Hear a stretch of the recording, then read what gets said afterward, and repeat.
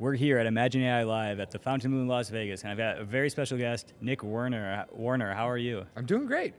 Nick, I'm super excited to talk with you because you work for HeyGen, and HeyGen is one of the hottest companies out there for AI avatars and creating, like cloning yourself and having an AI avatar of yourself, or using like stock AI actors for content purposes. Yeah. First, tell us a little bit about yourself and how you started working for the company. Dude, wow.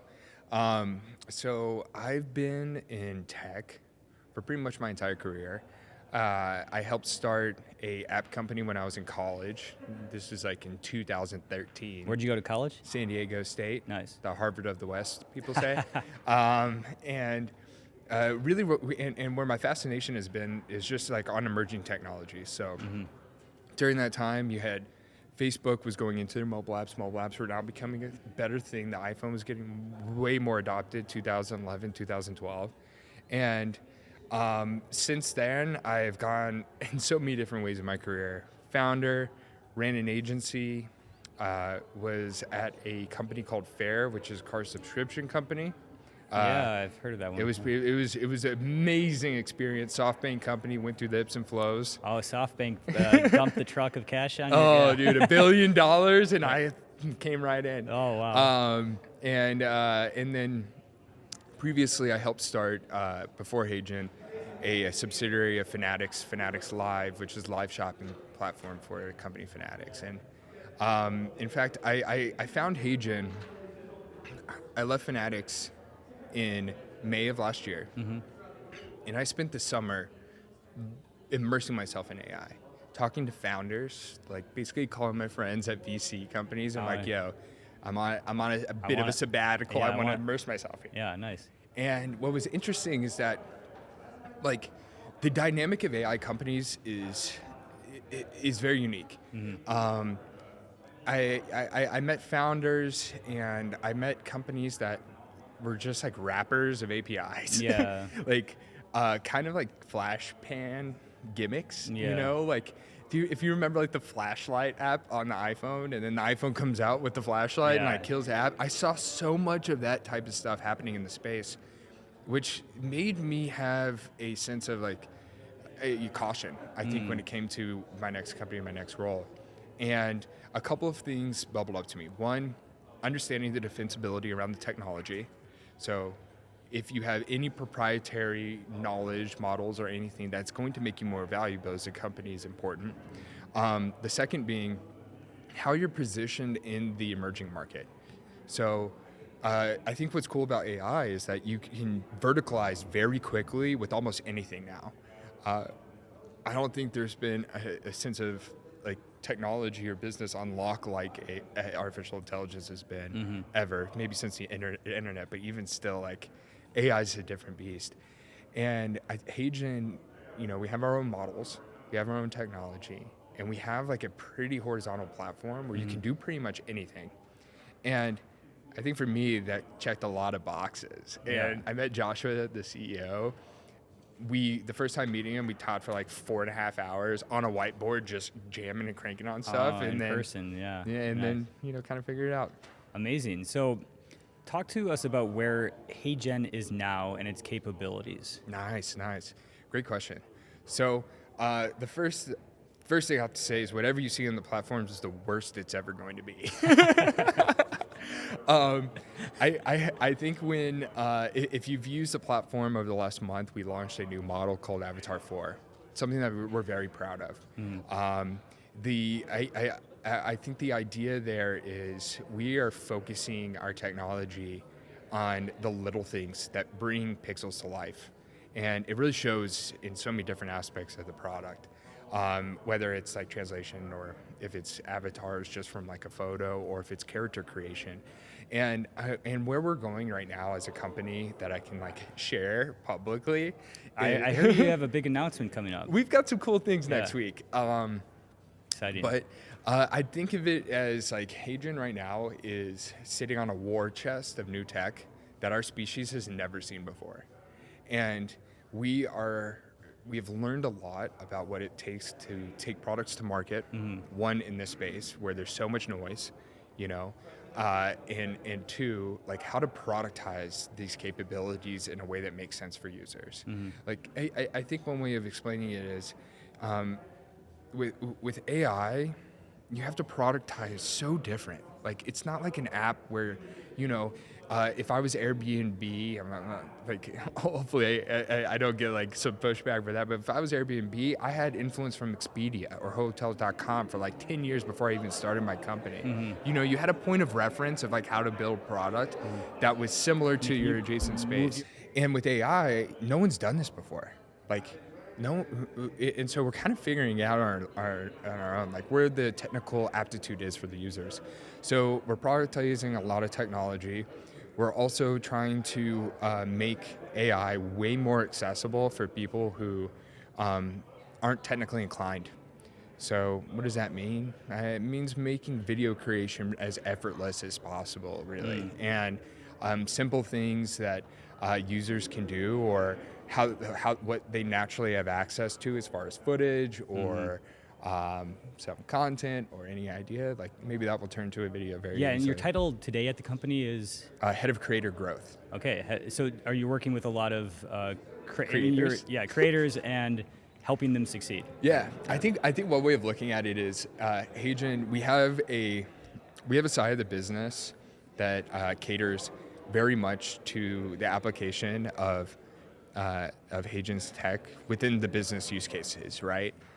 Enterprises have so much creativity. Yeah. I, in my role, is mostly focused on the consumer side in a lot of ways, but there's naturally overlap in almost everything that we do, right?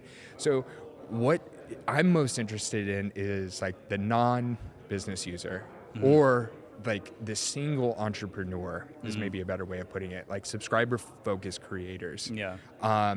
And I spend most of my day talking to these individuals, and I'm absorbing how they're using the platform, and I'm giving it to like my growth team to just cook this up and get it into the product and experiment with as quickly as possible. Nice. So if you were a HeyGen user like a year ago, hopefully, if you were to jump on the platform right now, you would notice a difference in how it looks, feels, and that's moves. been my experience. So a little bit of background on me. I was an English teacher for a decade and living and working in different countries, and then the pandemic hit. Yeah. And I started listening to podcasts a lot more. And the All In podcast, are you a fan? I know everyone who's on there, okay. But like, the messages are amazing. Yeah. So I started clipping up their podcast before they were on TikTok or anything, and it like turned into the biggest like fan account and started talking to these guys. Let's go. And created an agency around that podcast clipping. And then recently I've been pivoting into providing clients like AI avatars and cloning their voice and using their image and making AI avatars. And we've been using HeyGen, and the product has improved drastically in the last year. And like now, it's still, you can still tell it's AI, but it looks like way more hand gestures, and the facial expressions are really good. Yeah. So that it is true when you say like what it is today is the worst it's ever gonna be. Dog, we've got some cool things cooking, man. So what do you think this means for the creator economy in general? This capability, dude. That's a very interesting question, and I'm gonna answer that with a unique conversation that I had in LA, like when I first joined HeyGen. So we did a community event in Los Angeles, and naturally, we didn't expect anyone to show up. We had like almost like over 100 people show up, and a lot of people from the industry, the film industry, they're creators themselves. And, a big stigma has been, is this going to replace me?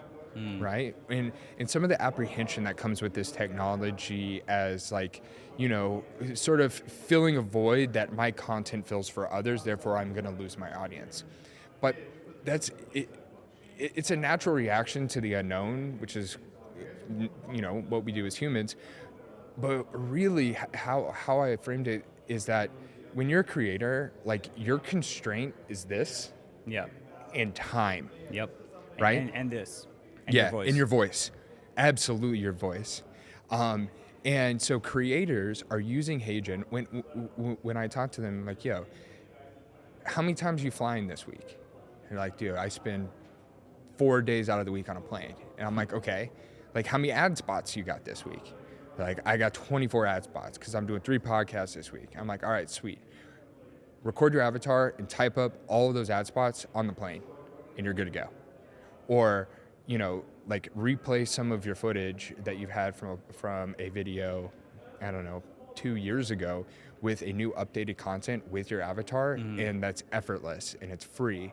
And now they're kind of like multiplying and scaling themselves in very unique ways. Yeah. And that type of application is becoming way more popular. Like, dude, there's so many creators. Like you cannot tell that use HeyGen, and 50% of that content is an avatar. Yeah. And voice is a big one too. Yeah. Well, and I wonder just at what point does it matter if you're giving your AI avatar and your AI voice the authority to create this content on your behalf. I mean, it's your brand. It's an extension of who you are, and you know, out there. And do viewers care? You know, and I think we're getting to this point where, because it's just in the acceptance of it and this like new reality, and it's just allowing you, like you said, to scale yourself where you can still have your brand out there, your face and your voice, doing, you know, providing value to people, but then you can be spending your time doing more valuable things yourself. Yeah, and I think there's underlying you know, sentiment there, which is authenticity. Yes. Right? So this question's come to me a lot today, believe it or not. I imagine it's probably going to come to you as well, as you preach the gospel of AI in so many different avenues, bro. So when I joined HeyGen in October, that was one of the areas where I was considering, like, okay, how good is this technology at maintaining that authenticity? Because, you know, authenticity is what allows you to connect to your audience, right, to break through the noise, to have what you're saying actually land, right?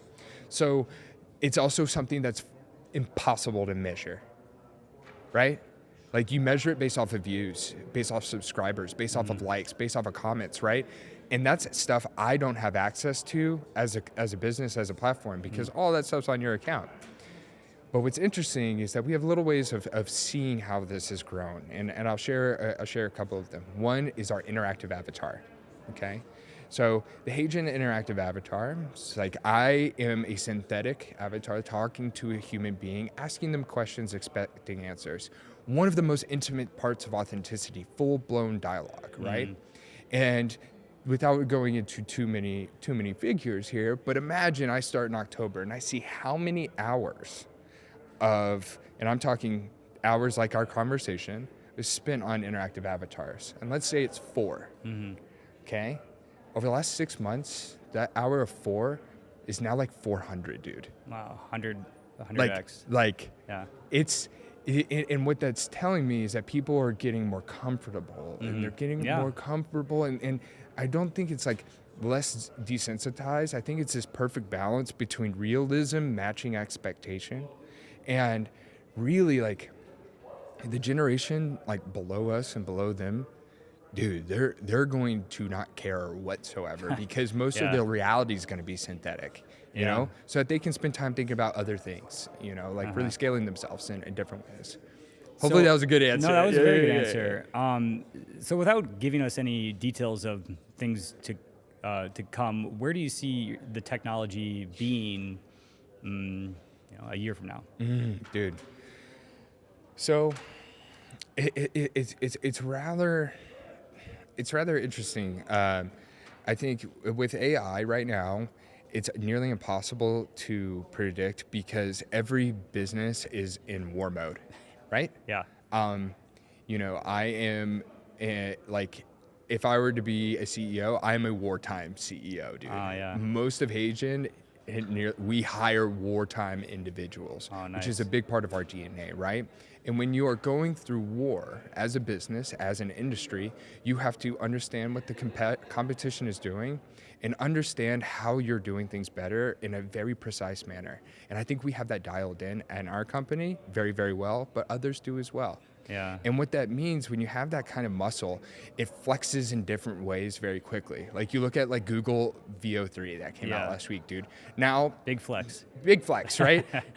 You probably have companies that are all sitting around like that day in their product meetings, like, all right, how do we do this exact same thing? Like, right? Yeah. Everyone's kind of chasing this invisible dragon of like, can we be the next best thing in AI? And I think that competition naturally starts like, here's how I explain it. Sorry for the analogy. This is fascinating. But like, think of it as like you're building buildings, okay?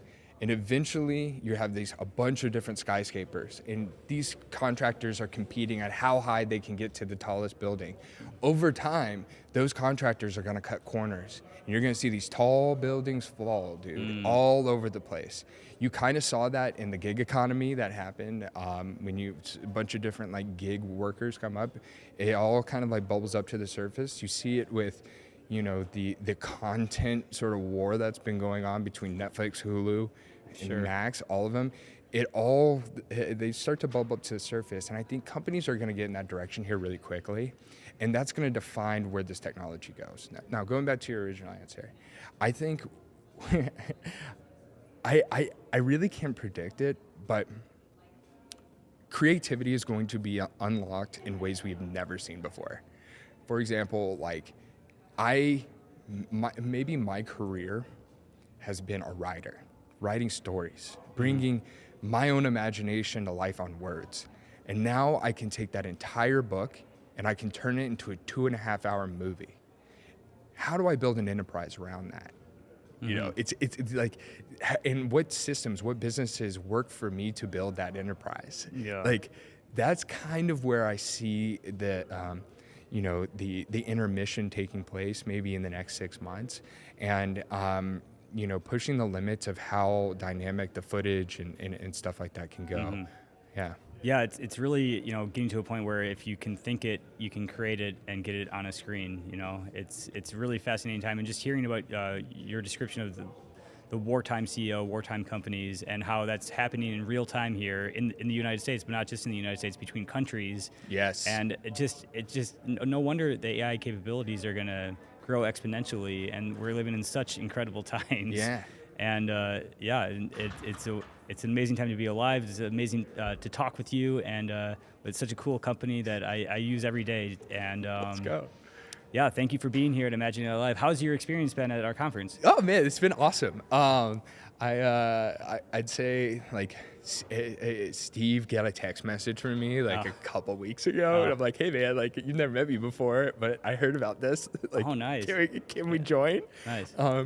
And I think it was more. Here's how I'll explain it. Like I've been to a lot of conferences, you can imagine, and you know, I think for me, as an individual, like a sponsor, but also like a speaker and involved in the conference in an intimate way, it is exactly what I needed to just come back down to earth, dude. Like I mentioned, like we are in a state of wartime as a company. My day is consumed in AI. I'm in the thick of it, eyes red, everything. And seeing and talking to like customers like face to face rather than me being on video helps me get a better perspective of how to build better product. But it also is really cool to just have like creative conversations. And so I think like so far, like Imagine AI has been an amazing space for that type of creativity to take place on a personal level with so many different types of industries, and also, you know, level up everyone who's here, man. Like a lot of the companies and these presentations are giving like morsels of like really good truth and really cool things to take home with, where most of the conferences that you go to nowadays are just, you know, buy my product. This is what it does. Here are all of the customers that use our product. Yeah. And it's just like, yo, this is how you can actually use this and apply it in real life. Yeah, or a super technical kind of niche AI conference. And we're trying to be very approachable here. So Yeah. It's great. It's great. Well, Nick, thank you and HeyGen for being here. Of course. Thank you for having me. That's one small